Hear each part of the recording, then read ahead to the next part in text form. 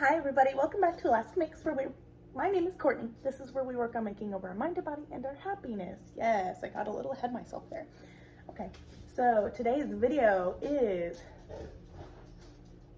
how I was pushed and what has pushed me to lose 150 pounds from my highest in 80 pounds in the last year and a half, and how I've kept it off, like mentally, mental wise, what pushes me. Pickles, why is it that anytime I start to talk, they're like, oh,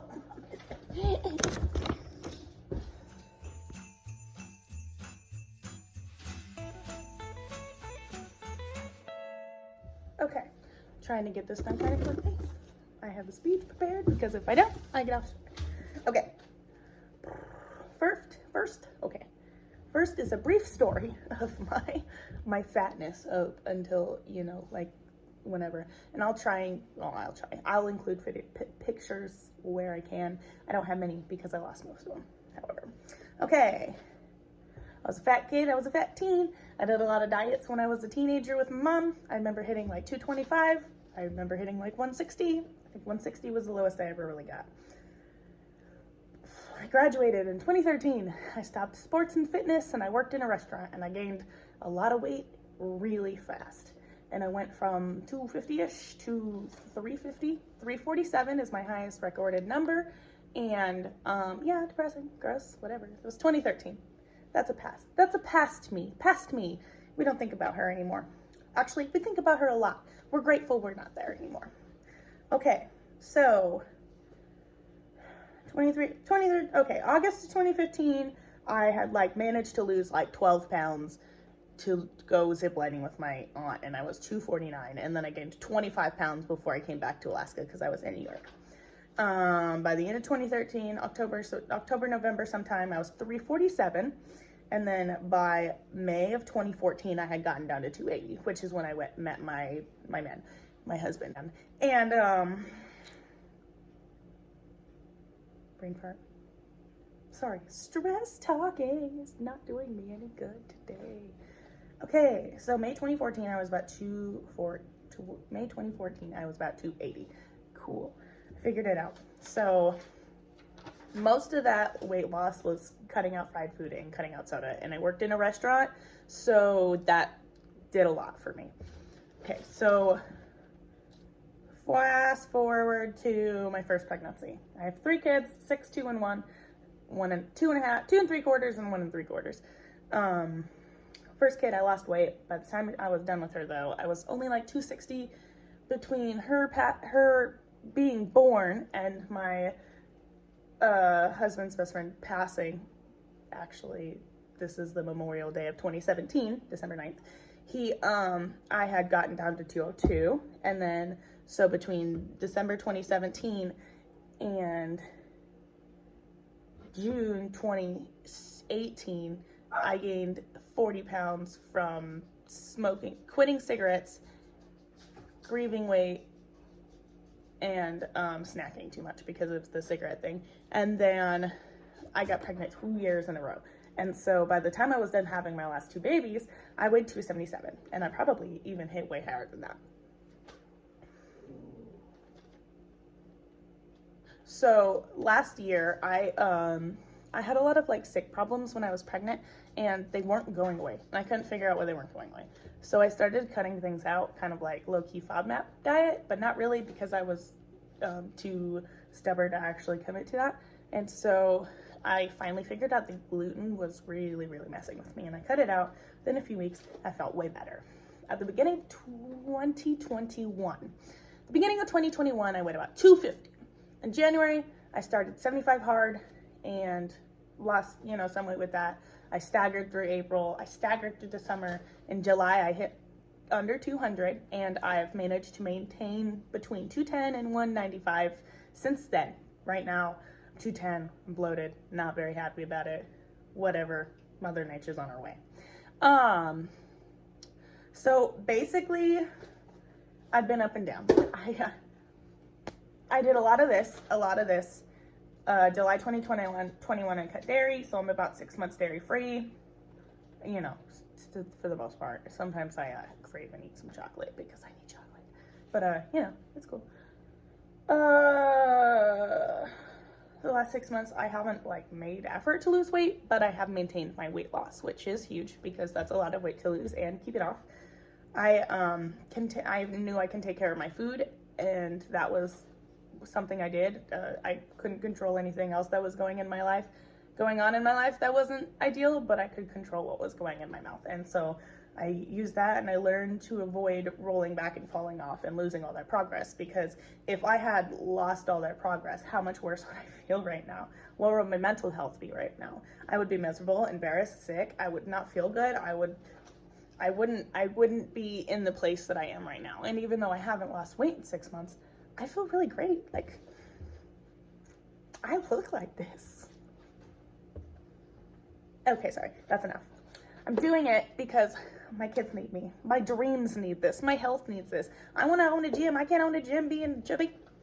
I mean, I probably could, but it wouldn't be as fun because I wouldn't be able to participate. I want to enjoy my life. I'm 25. I haven't been able to do I'm 26. Oh, weird. Okay, I'm 26. I haven't really been able to do anything that, I want to do. I mean, I have kids. I love my kids, but I want to have a wonderful, fulfilled, exciting life. I want to be able to go hunt out for a moose and pack part of it back. I have some real goals and cool things I want to do, runs, and I want to do tricks on my roller skate. And I want to own a pole gym, and I got some shit.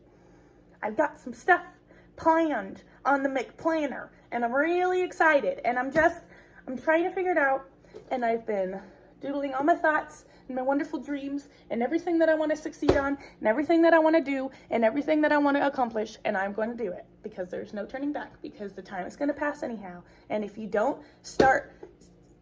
just say you're going to do something and you don't do it, what's the point in keep saying it? What is the point in continuing to repeat something that you think you're going to do and then you never do it? Because all you're doing is making yourself more depressed. You're making yourself sadder. You're making yourself more unhappy by continually failing on the things that you keep telling yourself to do. If you want to talk something into existence, you also have to act something into existence. Sorry, just a second. Take a look at yourself. Take a look at how you go about things. Take a look at your actions. If you really want to change, are you really doing the things that the future you would be proud of? Because that's what it took me to get through it, is I had to finally take a minute and be like, well, where do I want to be in my life? And I decided where I wanted to be, and I was like, this future me doesn't do any of these things. So to get to A, we need to cut C and B the hell off, okay? We need to figure out how to prioritize what's important to us and figure it out. But it's not so serious of we need to change everything and overhaul our life. Start one thing, one tiny little thing. It's one change at a time. Inconsistently making a better choice is better than not consistently making a bad choice. It's honestly one salad a week turns into 2 salads a week, and the next thing you know, you're a vegetarian. And I'm not serious. That's not what I mean. But in reality, it's made to be this big thing. You have to stop and overhaul your entire life and change all these things, and it's not, because life isn't like that. You don't make every decision in 1 second. You make one decision a second. You can only make one decision at a time. You can only make one choice at a time. And if you choose to dwell on everything that you can't change right now, because obviously you can't eat tomorrow's food right now, where's your life? So if you have to break it down into even the decision, the moment, the second, the hour, the day, it's not as hard as you think. Make a win for the next choice you make. Win the next choice you make. You know what I mean? You're not failing. You're just making the worst choice. The choice that wasn't, ideal. You could do it. You can figure it out. It takes a lot of practice and really being mindful about it for a little while. But even not being mindful, I've lost 80 pounds in a year, and I've been probably inconsistent as heck, other than for more than 3 months. And I just continually go into every day being like, can I make the better decision? Can I make the better decision? When I'm given the option, do I make the better decision? Do I make the bad decision? And I just start to analyze my behavior, and you start to think about it. And if you really want to change, you'll start fixing those things. And I feel like even though I had my list, I definitely went off a tangent. I'm not totally sure. Okay, finishing this off. This year has been far from perfect. Far, far, far from perfect. It's just making one better decision at a time. That's all that's gotten me through. Not consistently being good, but getting back up every time you fall down. Start doing or stop talking, because it just perpetuates your own sadness. If you truly want to speak these things into existence, you have to work them into existence as well. We all have crap days. It's how you learn to stand back up that determines whether or not you keep going. And maybe if you don't stand back up, crawl. Army crawl. Drag yourself. Just move forward, because the longer you're stagnant, the longer you're sad, the longer you're miserable, and the longer you're not happy with the situation you are.